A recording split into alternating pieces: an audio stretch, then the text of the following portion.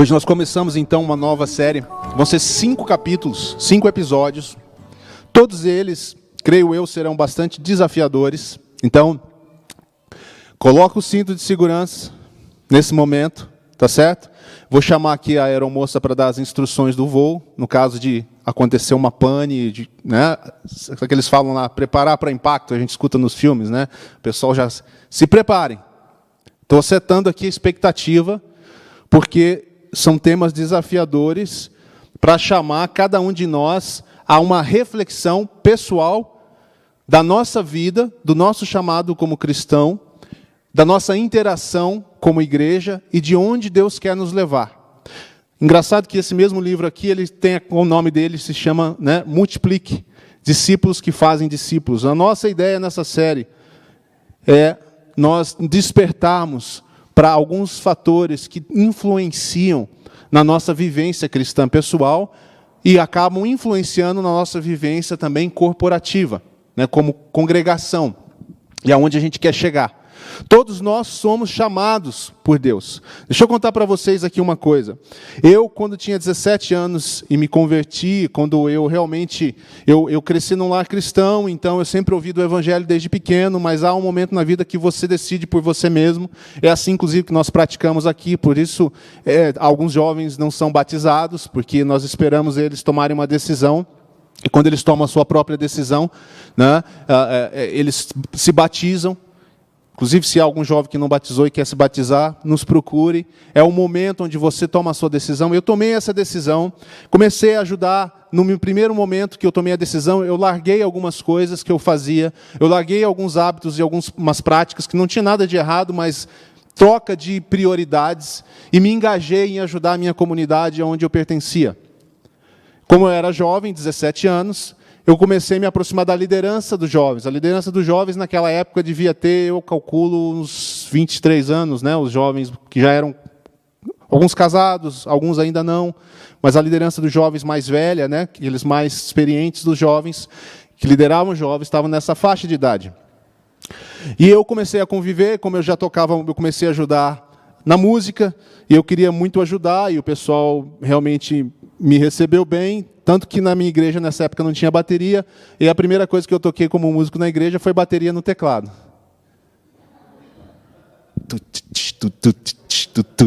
Assim. Foi assim que a gente começou. É óbvio que o meu plano maquiavélico era acostumar as pessoas com o ritmo e depois achar um irmão louco que quisesse bancar uma bateria, porque naquela época a bateria não era bem-vinda. E eu achei esse irmão louco.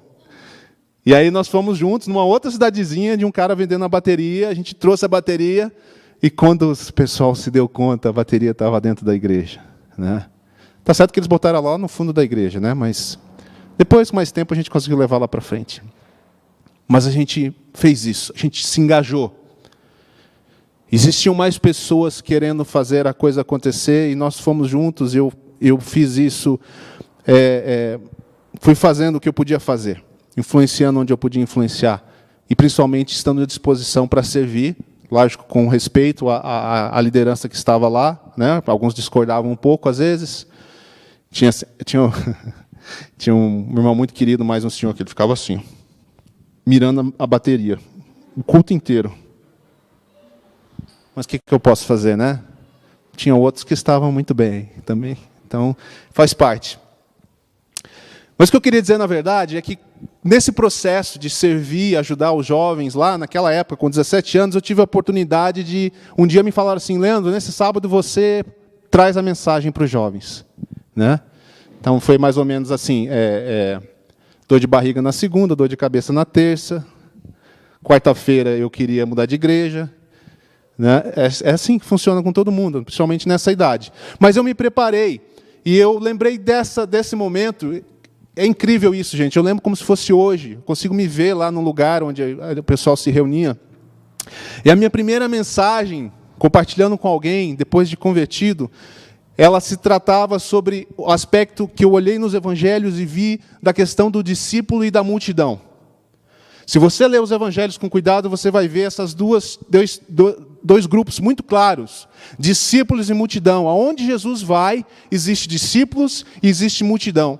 E a minha mensagem foi, e aquilo virou muito engraçado, que depois, nos próximos anos, com a minha equipe de música, depois eu tive uma banda, né, de louvor, assim, que a gente tocava em várias igrejas, e a gente conversava, a gente era aqueles jovens mais motivados em ver o desenvolvimento do reino, dos grupos de jovens, e a gente falava que a gente era evangelista de crente, porque a gente queria fazer com que a multidão virasse discípulo, porque muitas pessoas não estavam engajadas ainda, não estavam vendo, né, como a gente via. A gente olhava e falava assim, gente, a gente pode fazer alguma coisa, gente, a gente pode ajudar, a gente pode trabalhar aqui, tem alguma coisa aí para mim.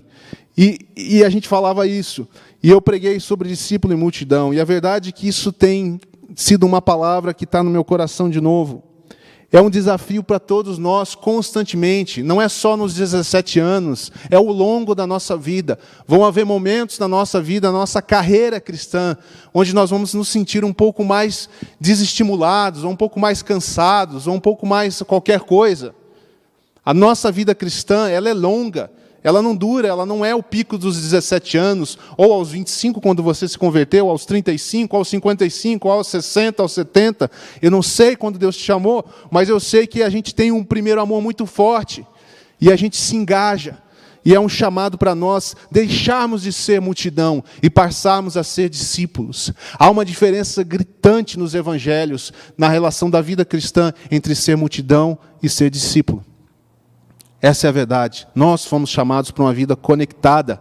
Nós não fomos chamados para simplesmente fazer parte de um CNPJ. Os que são membros dessa comunidade têm seu nome lá numa ata. Aliás, nós vamos fazer uma reunião de assembleia em breve, que a gente tem que fazer, cumprir a lei. E nós temos algumas coisas para resolver.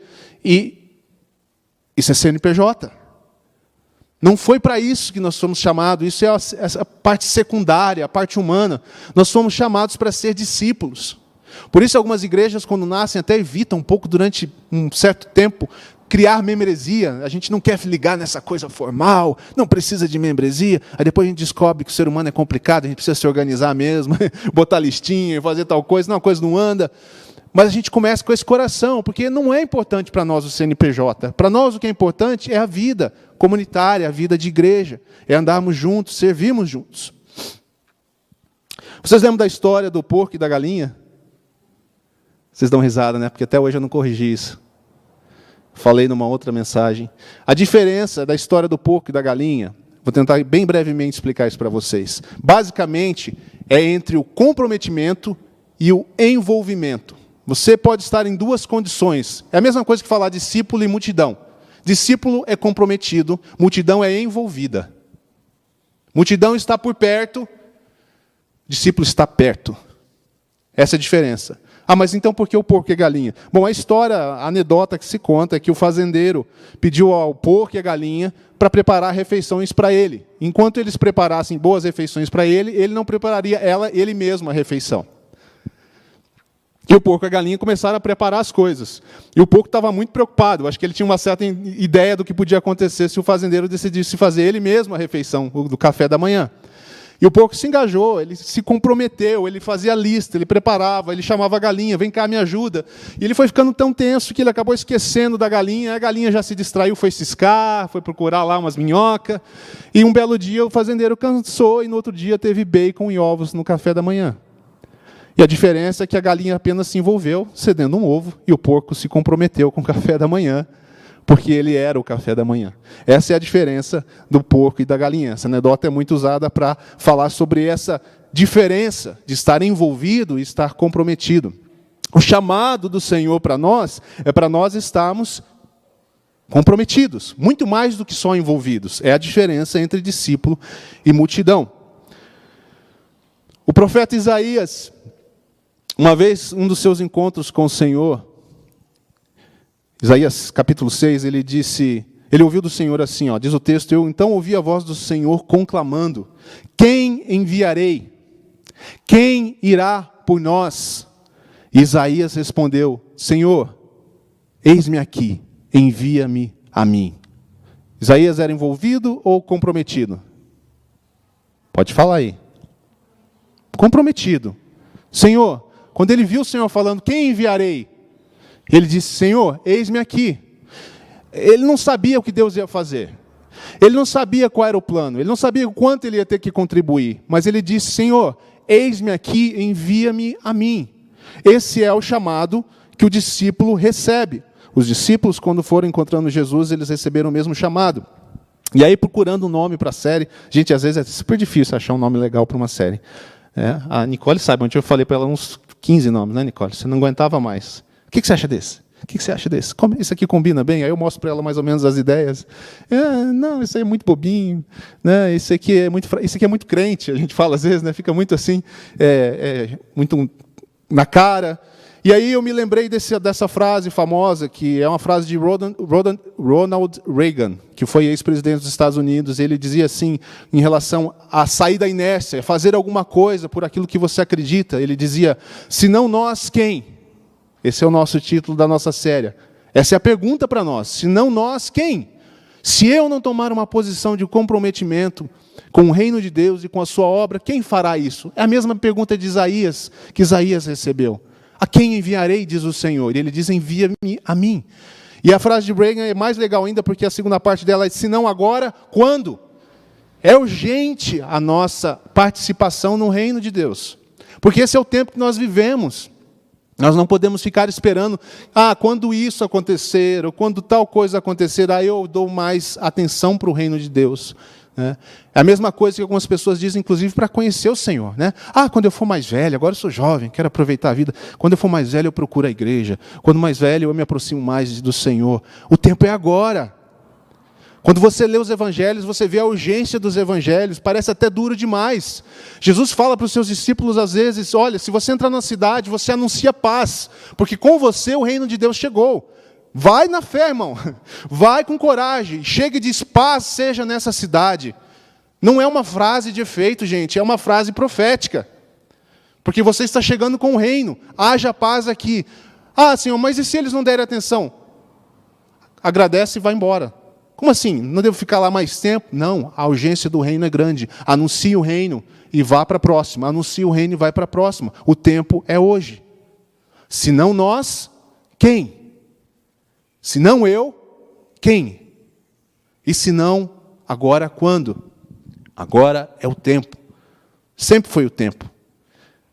E aqui nós estamos fazendo apenas um despertamento. Portanto, irmãos, a vida cristã é a vida do discípulo. Não é a vida da multidão. E a vida cristã chama cada um de nós para um compromisso crescente com Deus. Crescente com Deus.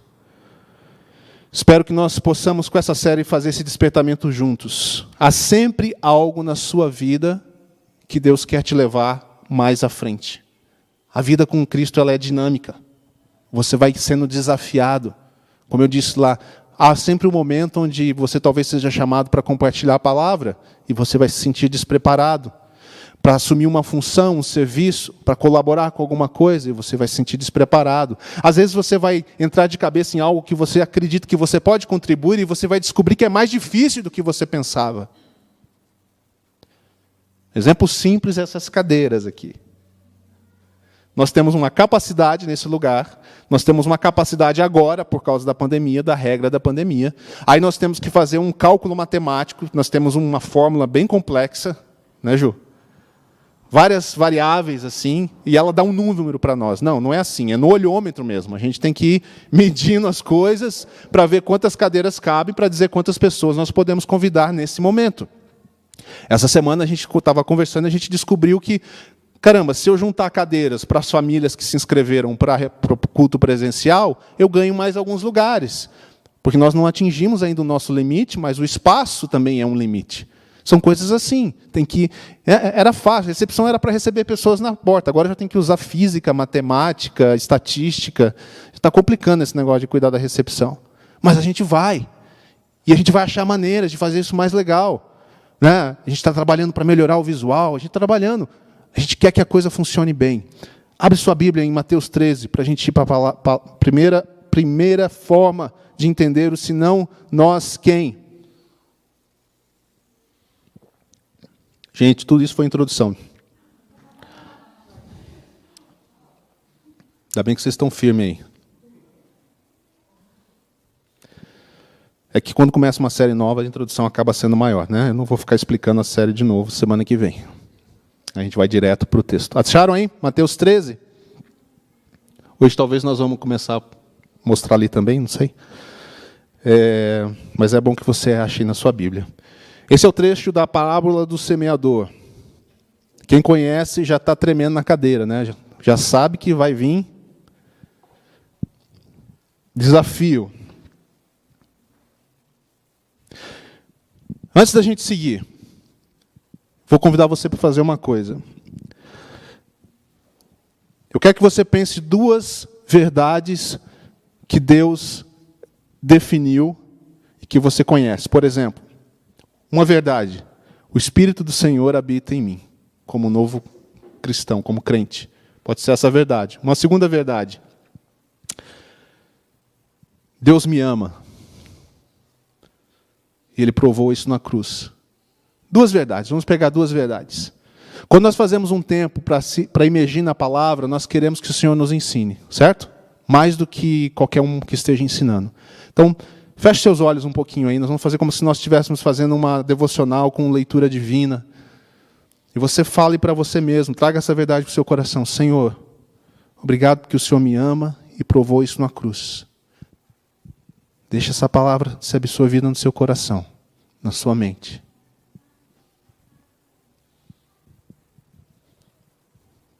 Senhor, obrigado porque o Teu Espírito me ensina.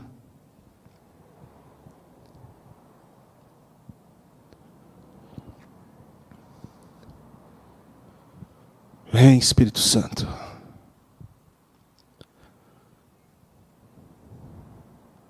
Abre os nossos olhos, Senhor, para a Tua palavra. Obrigado, Senhor, porque o Senhor nos ama. Obrigado porque o Teu Espírito nos ensina. Mais de Ti, Senhor. Quero compreender a Tua palavra, Senhor. Quero ser impactado por ela, Senhor. Amém. Uma leitura divina, a gente ia começar agora a ler a palavra. Então vamos ler a palavra. Mateus 13. Mantenha essa expectativa aí. Eu acredito que Deus pode falar com você nessa manhã sobre algumas coisas.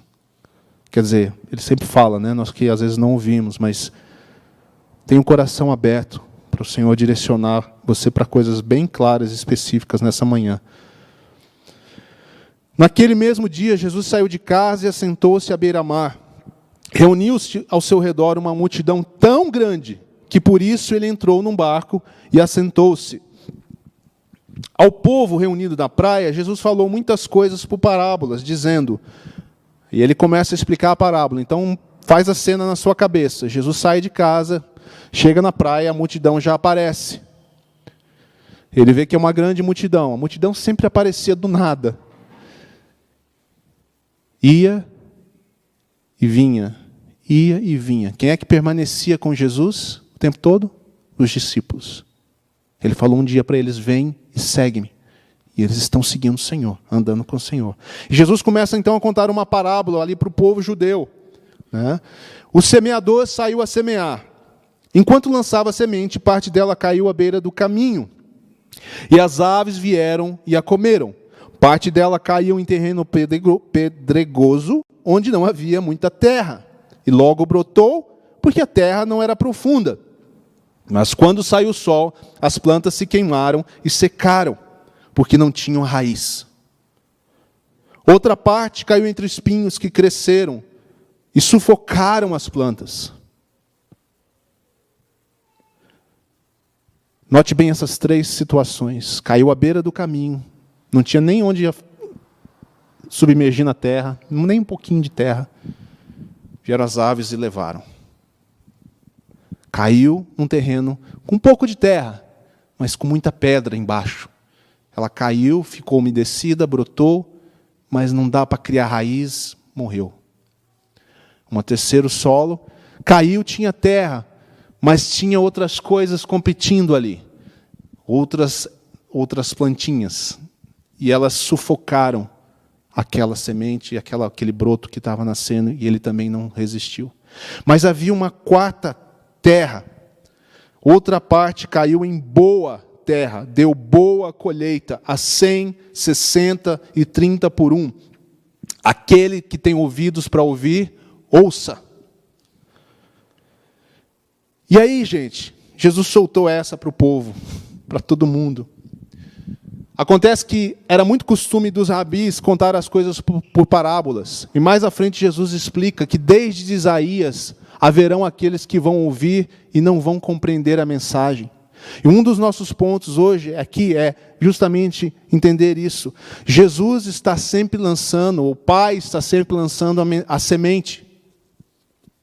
Porque Ele deseja que nós tenhamos frutos. O objetivo final é o fruto. Mas há alguns percalços nesse caminho, na maneira como nós recebemos essa mensagem, na maneira como nós damos ouvido à mensagem, à semente, à palavra de Deus que é lançada sobre nós.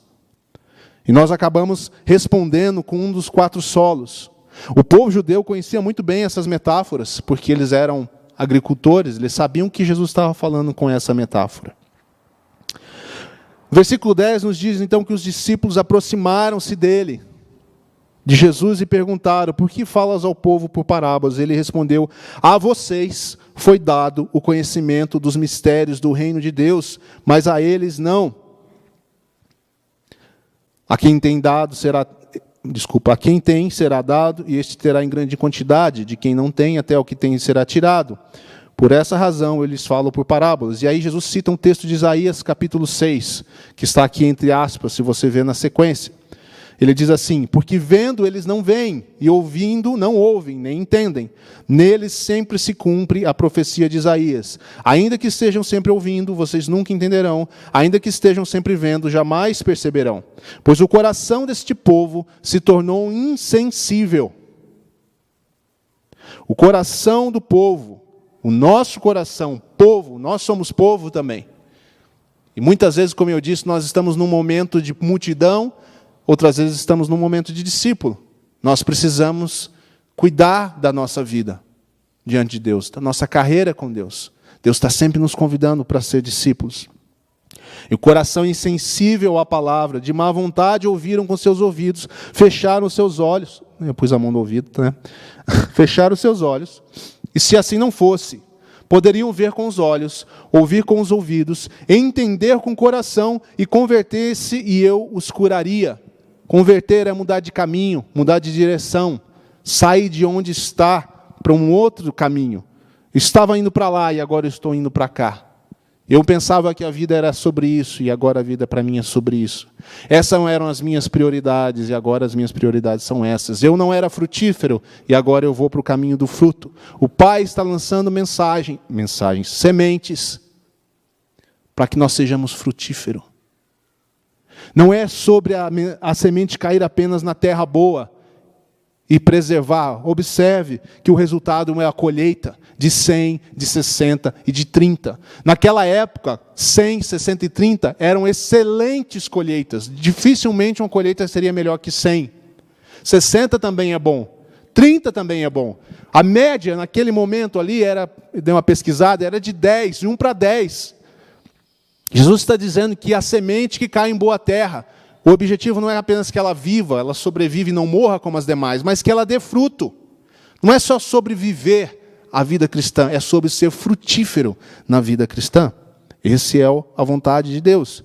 Que tipo de solo nós somos? Como nós temos cuidado da nossa vida para que nós sejamos uma terra boa, onde Deus vai lançando a semente vai frutificando, e a semente vai gerando mais frutos, a 100, a 60 e a 30, e não importa se eu ou você geramos 30, 60 ou 100, se nós estamos sendo terra boa e cuidando do nosso solo, o fruto virá. E não é para ficar comparando, porque um tem fruto de 100 e outro de 60, como se eu fosse comparar o meu trabalho nessa comunidade com o de um outro pastor, e fala, parece que ele é mais produtivo. Não, talvez eu seja a pessoa que produza 30, mas eu sou frutífero ou não? Essa é a pergunta. Cada um de nós tem que perguntar isso. Eu sou frutífero ou não? Mesmo os rabinos daquela época, gente, sabiam que toda pessoa ia ser consumida por uma de duas coisas. Ou pela lei, o ensino da Torá, da Bíblia, ou pelas preocupações desse mundo. É sobre isso que os solos falam. Os solos falam para nós que existe um custo no discipulado. Jesus foi muito claro com isso. Se você começar a ler, você fica assustado. Como Jesus era claro e era duro. Ele falava, olha, mede bem onde você está se metendo. Vocês entendem isso? Pregar o evangelho assim? Olha, eu tenho uma boa notícia para você. Jesus morreu por você. Jesus cobriu os seus pecados. Venha fazer parte do reino, mas pense bem. Porque é de graça para você, mas tem um custo, que é a sua vida. Essa é a mensagem real do reino. E talvez essa seja a razão porque as igrejas, às vezes, genericamente falando, são tão fracas no seu testemunho. Porque nós ouvimos tantas coisas ruins sobre a igreja, que a própria sociedade diz. Eu não tenho problema quando a igreja é condenada pelo mundo porque ela ama Jesus e faz a vontade dele. Nosso problema é quando o nosso mau testemunho é por causa das coisas que a gente não deveria ver acontecendo dentro da igreja. E muito disso tem a ver com esse entendimento. Um evangelho que foi proclamado sem se falar do custo do evangelho. O custo, se você usar o primeiro solo como exemplo, eu anotei algumas coisas aqui que eu vou compartilhar com vocês.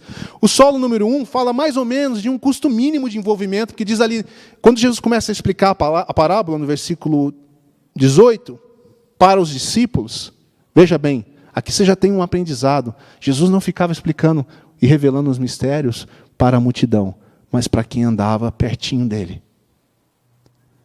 Você tem que andar pertinho de Jesus para você entender o que ele está querendo dizer. Para você se aprofundar de verdade, para você saber para onde ele está indo. Jesus dizia, eu não faço o que eu faço, o que eu quero, eu faço aquilo que eu vejo meu Pai fazendo. Por quê? Porque ele estava pertinho do Pai. Tem que estar pertinho para ouvir e para ver o que o Pai está fazendo. Não dá para ver o Pai fazendo alguma coisa lá na esquina. O que seu pai está fazendo lá na esquina? Rapaz, não sei, eu só sei que ele está na esquina. Mais que isso eu não consigo saber. Agora, se eu estivesse lá na esquina com ele, eu saberia o que ele está fazendo.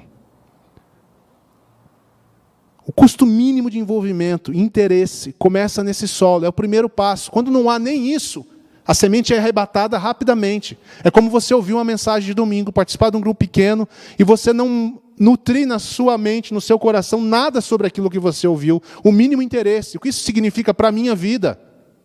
É você que tem que fazer isso. É você que tem que anotar e falar, Deus, eu quero mudança. Eu quero absorver a tua palavra, eu não quero só saber mais. O mínimo interesse. Se você tiver o mínimo interesse, você vai partir talvez para um solo 2. Você ainda precisa de raiz. Você precisa praticar. Não basta um pouquinho de terra. Você tem que ver se tem pedregulhos, tirar esses pedregulhos, criar a substância que a gente fala para a sua semente. E eu falo, para mim isso tem a ver muito com, além do interesse, começar uma prática. Faz sentido para vocês isso?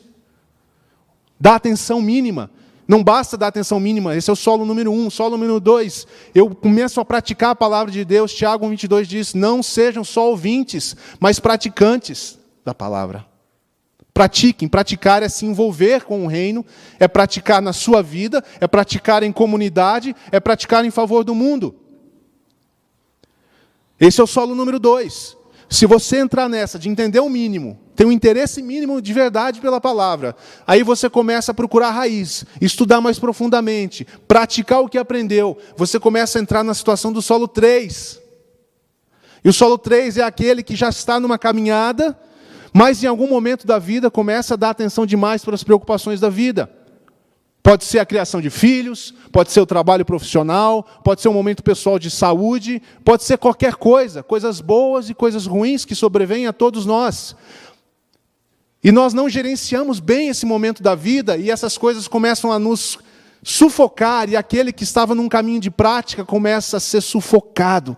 E agora já não tem mais tempo para ajudar, já não tem mais tempo para servir, já não tem mais tempo para participar, está sempre cansado, está desestimulado, porque as preocupações da vida tomaram o seu coração e as suas prioridades. Mas se você começar a limpar a sua vida, colocar a casa em ordem, você pode ser o solo 4, que é o que Jesus quer que nós sejamos, frutíferos, envolvidos, e produzir a 100, 60 ou a 30, eu não sei o momento, Talvez uma época você vai produzir a 100, outra época a 60, outra época a 30, mas você vai estar sempre produzindo, porque você tem cuidado do seu solo, e você tem buscado com interesse, e você tem procurado criar raiz naquilo que você aprende, praticado mesmo, e você tem cuidado para que as preocupações dessa vida não tomem o seu coração. É o porco ou é a galinha? Estão vendo o custo do discipulado? Na vida cristã nós somos chamados para ser o porco, não a galinha. Não apenas oferecer algo que não me custa muita coisa, que eu vivo bem, mas ser comprometidos a ponto de virar o bacon. E todo mundo gosta de bacon, vamos ainda colocar isso. É a respeito do nosso coração e de como nós nos envolvemos. Por último, eu queria reforçar que nós vamos descobrir por essa parábola e muitas outras, que o segredo da vida cristã, Jesus compartilha com os discípulos. Não é com a multidão, gente. É a escolha dele. Não me pergunte por que ele decidiu fazer isso. Talvez isso explique para você muitas coisas que você tem refletido na sua vida. É para os discípulos, tem que estar perto. Tem que estar nessa prática, tem que começar a dar crédito à palavra de Deus, que nós fizemos como exercício aqui rapidinho. Senhor, o Senhor me ama. Hoje eu não estou crendo muito nisso, mas é a tua palavra, o Senhor me ama. E você fica diante de Deus, você se aproxima dele. E aí você vai para a palavra dele e ela te toca. Vai ter dias que você vai fazer trazer essa verdade para o seu coração, que vai ser um boom em você. De uma forma que um dia que você está rendido, realmente você vai perceber de uma forma super clara. Deus está comigo. O Espírito de Deus está comigo. Não é para a multidão. Você foi chamado para ser discípulo e não multidão. Quando a gente não entende isso, a gente não se compromete, a gente fica só no envolvimento.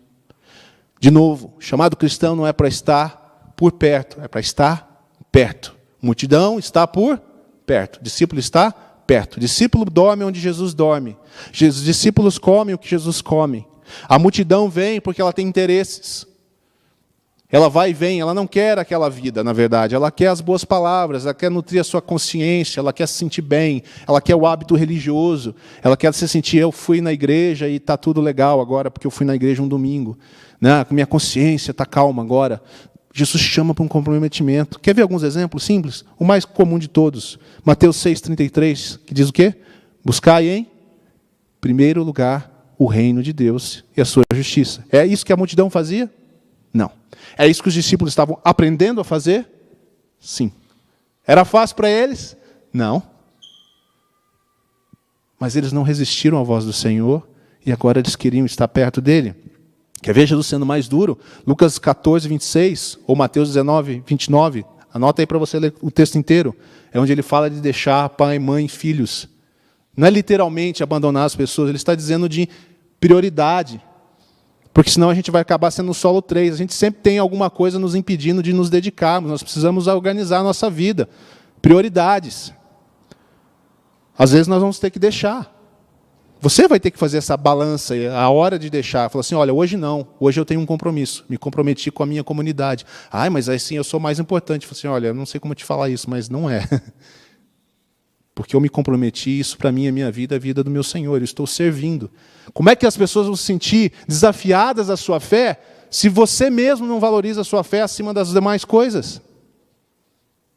Para que ela vai querer uma coisa que é igual a qualquer outra?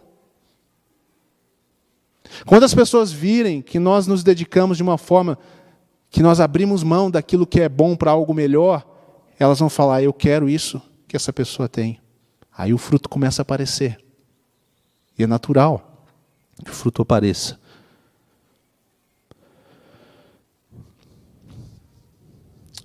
Já vamos aqui para o nosso final. Acho que vocês já entenderam, né? Vou repetir a frase. Se não nós, quem? Talvez você tenha que fazer essa pergunta. Se não eu, quem?